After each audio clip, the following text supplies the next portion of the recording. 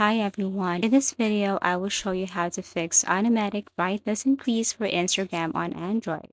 So before anything else, you have to long press your Instagram, go to app info, go to storage usage, and you have to click this clear cache.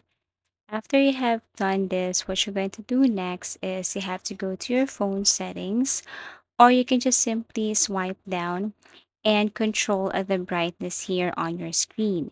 So when you open Instagram and you see this or you experience automatic brightness, then all you have to do is decrease that one. Now, if this method didn't work, you have to go to your phone settings, that is gear icon, and then this time you have to look for display and brightness and make sure that you turn off this auto brightness right here.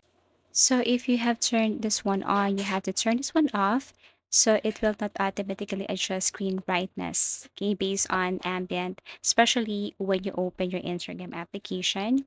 You can also turn on dark mode to at least lessen the brightness of your screen, but this one is optional. So basically, all you have to do is to look for the brightness adjustment on your screen and turn off this auto brightness here on your phone settings. Now, if after doing this, you still encounter some problems related to auto brightness, then it's about time to update your Instagram. So go to Play Store and then search for Instagram.